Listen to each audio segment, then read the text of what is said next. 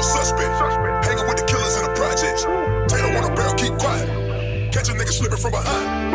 OG Bobby Johnson. OG Bobby Johnson. OG Bobby Johnson. OG Bobby Johnson. Put nigga out like an outbreak. Chopper start to make the house shake.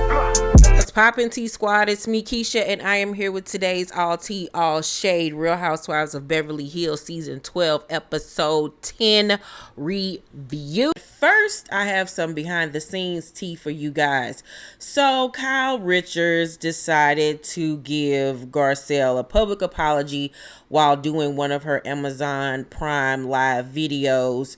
Take a look at what she had to say. I wanted to say something really quickly, guys, before I go on to the next product. I don't know if it was last week or the week before now, because I kind of stopped watching the show for a little bit. I had to disconnect from that a bit. But there was a lot of talk about the party, Garcelle's birthday party, and what Erika said to her son.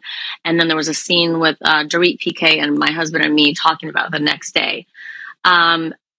Just so you know, I felt terrible watching that scene. That's why I don't want to watch the show right now, personally.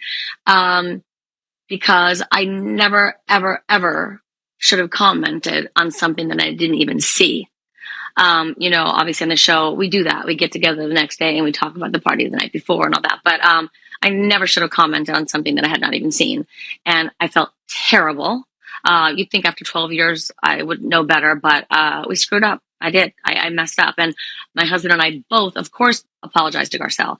But I didn't put that in my Instagram stories when I was explaining, because honestly, when I apologized, it's genuine, and I felt like it was personal between us, and I didn't want to do that and then go tell everybody, because it was for Garcelle, not for everyone else. But I'm saying it now because a lot of people don't think I apologized to her, but my husband and I did immediately, and that's all I'm going to say about that. But I felt terrible, and after 12 years, these things happen sometimes, but anyway.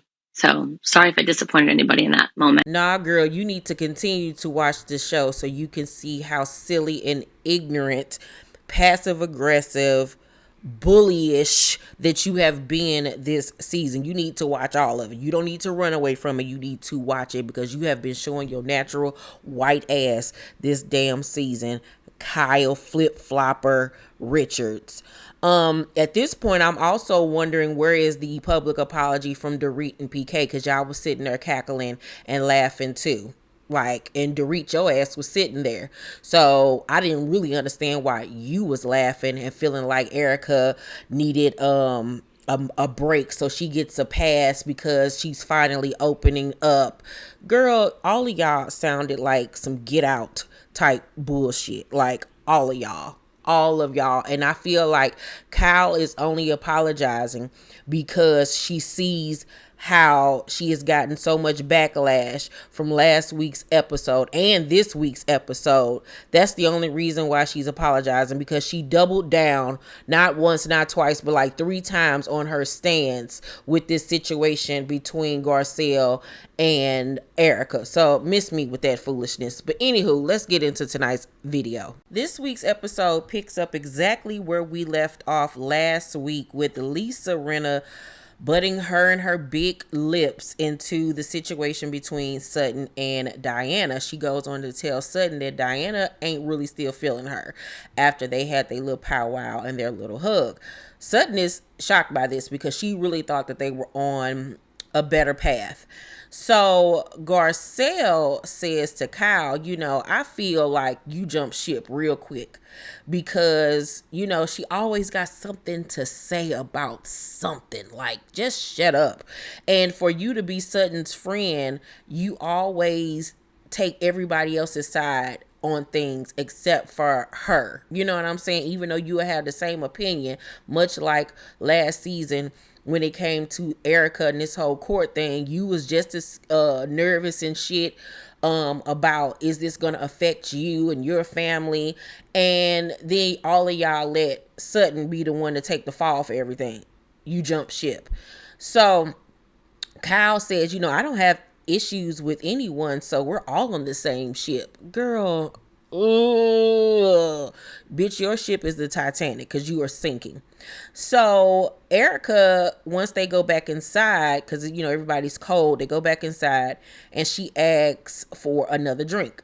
And Garcelle is peeping game because when Erika got to the party, she said she was only going to have one drink that night. And at this point, she's on her third drink and Garcelle is clocking it. So Garcelle then finally was like, look, let's address this shit. Like, let's get to it. So she says to Erika, like, I understand you were footloose and fancy free, but under no circumstance would you ever, and I mean ever, speak to my kid or any other person's kid like that again. And so Erika was like, you're 100% correct. I was wrong. I had too many drinks or whatever. And I apologize because I was talking to the kids like they were grown-ups and it was inappropriate. So Garcelle then goes on to say, you know, there has to be a balance between the meds and the alcohol.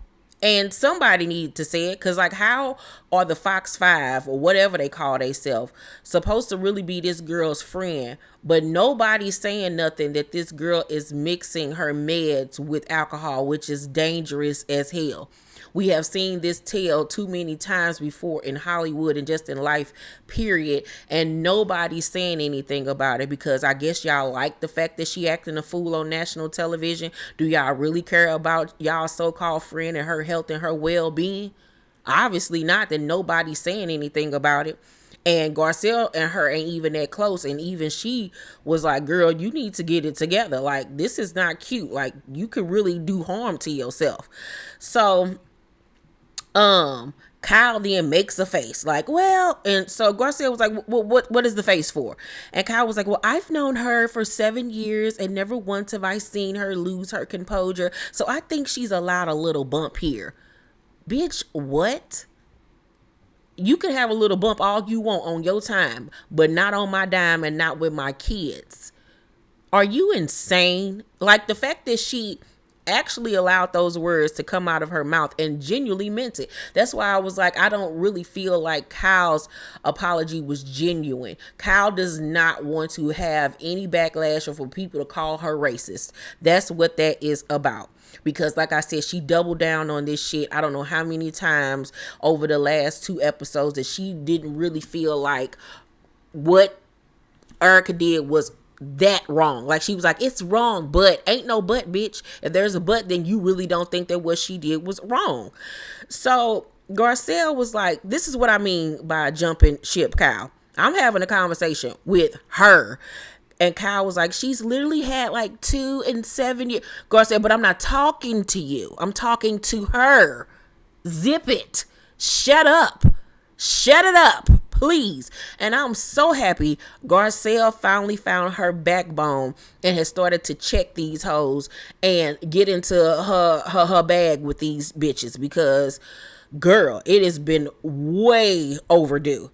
So Cherie then jumps in and was like, you know, in this moment, she just needs you to be neutral. Cherie, oh, Iyanla Van Zant looking ass. But I really love Cherie on this show, and I really feel like Cherie should have been the one to get the diamond and not Diana, because she has brought more in the last like few episodes than Diana has brought, period. She has an opinion. She's stylish. She's beautiful. Even though Garcelle is her girl, she still rides for her, but has made herself accessible to the other women. And I really like her dynamic in the group. And I feel like it's very much necessary, in that Garcelle should not be the only black woman on the show. So Kyle just sitting there with the stupid look on her face as usual when somebody finally get her together. And then here come Erika talking about Garcelle, you know, before I insulted your children, I actually paid them a huge compliment. I told them they're very well spoken and they're not like a bunch of brats. That's what I said to them, Garcelle. And I'm like, did she really just say that? Did she really just say to this black woman that her boys are very well spoken? Oh, Lord, help them, Jesus. Fix it, Jesus. Fix it, Jesus. Fix it, fix it, fix it, fix it, fix it. Fix it. You never see white people say that to other white people about their children, that their children are very well spoken. How was they? What did you expect from them? For them to walk around talking, yo, what up, bitch? Like, what did you? Jesus loves me, for the Bible tells me so. And then Garcelle in her confessional talking about, she appreciates the comment because one single mother from another single mother, when somebody tells you that you've done a great job raising your kids, that's the ultimate compliment. Not coming from Erika, bitch. Not coming from her. Garcelle, it's like you take 10 steps forward and 20 steps backwards. Jesus. So then we see Garcelle go sneaker shopping with her kids, and it's a really cute moment because she is shocked at the sticker prices. She just could not believe that sneakers cost this much. I was the same way with Kyrie's. I was like, I am not paying that amount for no damn sneakers. And now I am a sneakerhead just like him. My collection is crazy, and I have paid some hundreds of dollars for damn tennis shoes. So I get you. I feel you on that, Garcelle. Then we go to Diana, aka Lint Liquor.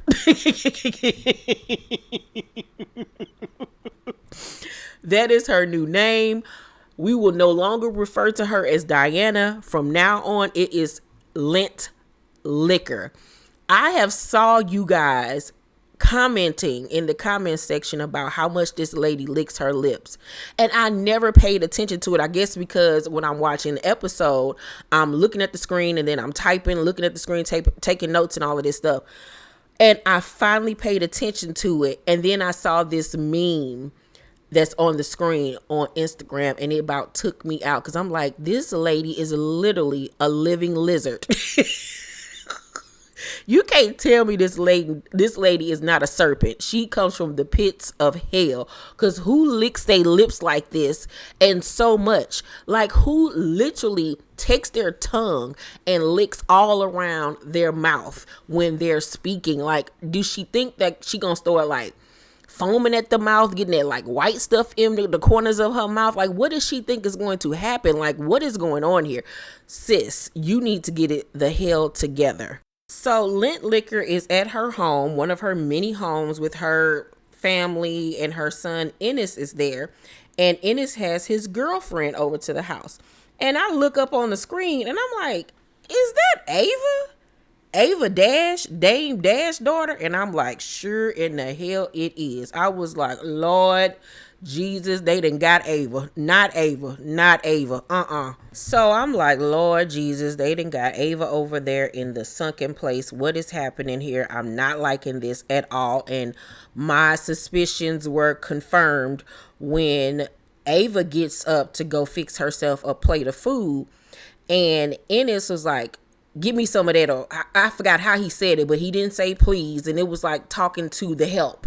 Pretty much. If you go back and watch it, the way he asked her to get him some food left me and rubbed me the wrong way. So she fixed them both a plate, and she sits on the couch next to him.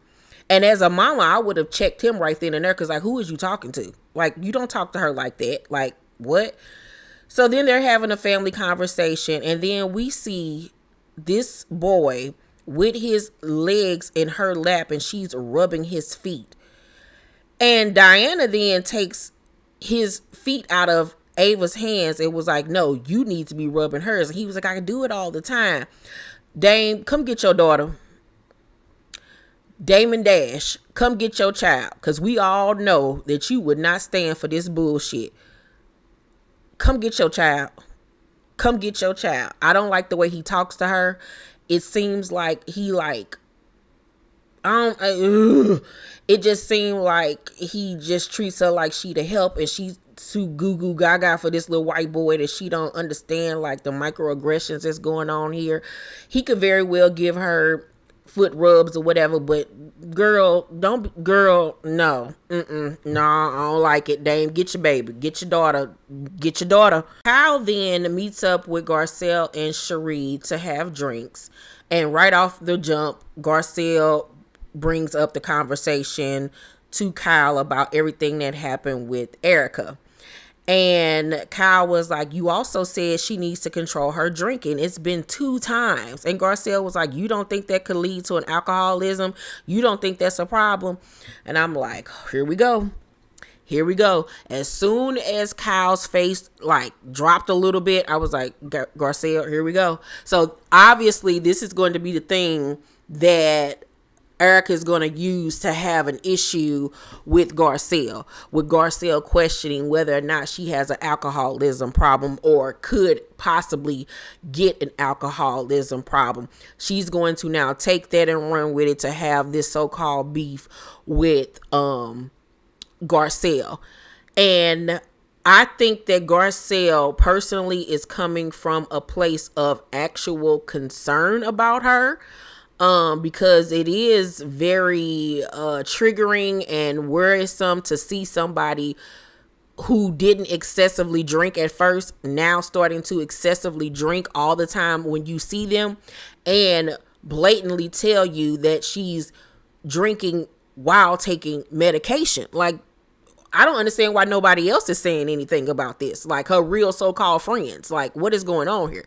Lisa Rinna, you supposed to be her friend, and you just sitting back and watching the shit. Which, that bitch is a serpent.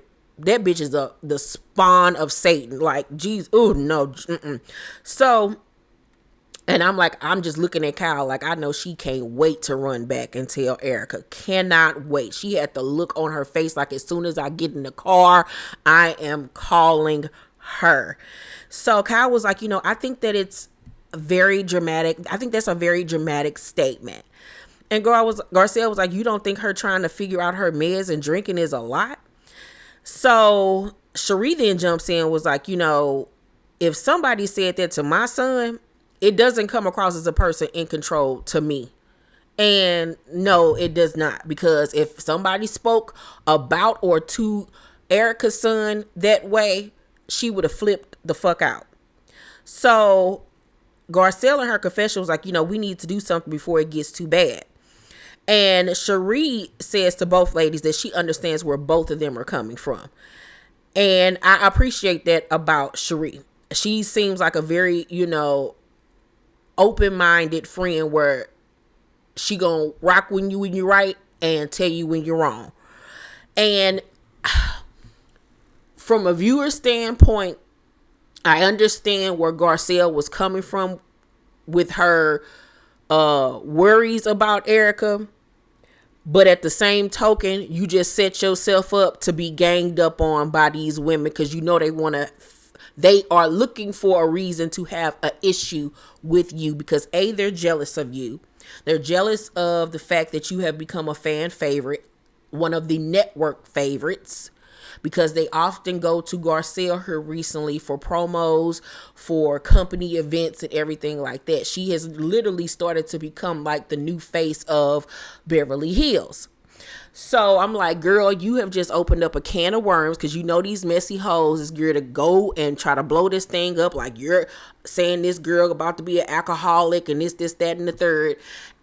If you was going to talk about this or have this conversation with anybody, it should have been like Sutton and Sheree. Because you can't trust these other hoes, especially Kyle, who was going to run back and start some shit because that's what she does. So I'm already seeing where this is about to go between them two. Because, like I said, Erika is about to take this shit and run with it. And at the end of the day, bitch, you need to be happy somebody trying to check on your ass. So then we see Sutton and Lint Liquor meet up. Off rip, Lint Liquor is acting like she don't want to be there. She acting like she got an attitude. And if I was Sutton, I would have got the fuck up right then and there. Like, girl, ain't nobody got time to be playing with you. So Lint Liquor basically is like, I don't think you're clumsy with your words. I think you mean what you say at this point. And she goes on to say that Sutton was provoking her at Garcelle's party. No, she was pointing out your bullshit because somebody who has just had a miscarriage, as you say, and has been bleeding for all of these weeks, and you now bringing this up, you was that bold to bring it up in a text conversation to call yourself calling out Garcelle of all people, which was weird as fuck. But you got the time to come and film and you supposed to be heavily bleeding and all. Girl, make it make sense. And she clocked your bullshit. So Sutton then apologizes to her if she, for feeling like she was mocking her, because that wasn't her intent. And then Sutton asks for an apology from Lint Liquor for mocking her miscarriages. And Lint Liquor is like, basically she don't want to apologize. She said, do you know how you said it? It wasn't genuine. So what? Like, I feel like this point, this lady is just grasping at straws and trying to make a mountain out of a molehill, because you sound absolutely ridiculous. She's looking for a moment. She's looking for a storyline, and she has made Sutton her storyline. So Lint Liquor then goes on to say that Sutton was trying to basically trump her when it comes to miscarriages. What in the, like, that's some weirdo shit to even say that about somebody. Like, what? And you were sober that night. So you know that what you're saying is some bullshit, that lady was not trying to trump you when it came to miscarriages. Like, you're weird. Sutton, of course, is offended by this. She can't believe that she said that. And Lint Liquor admits to being fake towards her, and that when they hugged, it wasn't genuine. And Sutton was like, shame on you. Shame on you. So Lint Liquor, it was like, for what? Not letting you abuse me? Now you're being abused. Like, just get her off my screen. So at this point, they're basically at a stalemate. Lint Liquor refuses to budge on anything, and Sutton is like, at this point, girl, we'll just be cordial. And she gets up and leave. Girl, fuck her and them lips and that lizard tongue of hers, and keep it the fuck moving. I don't like Diana. I don't like Kyle. I don't like Erika. I don't like Lisa. Dorit ass is, just there pretty much this season, but I don't really like her neither. Crystal is a flip-flopper. You don't even know what the fuck she doing half the damn time. Like, just, ugh. I have really become a Sutton fan. I'm living for Sutton. I'm living for Garcelle, living for Cherie. Everybody else can pretty much kick rocks at this point. I'm still loving Kathy until I find out what Kathy did on this Aspen trip. Was she saying racist and homophobic slurs? I'm going to wait till this episode air before I air her ass out. I'm hoping and praying it ain't that, though, because I like Kathy, but Kathy can get it too. Let's talk down below in the comment section, you guys. Make sure to thumbs up this video, like and subscribe, and hit that notification bell button. I love you, and I'll see you on the next video.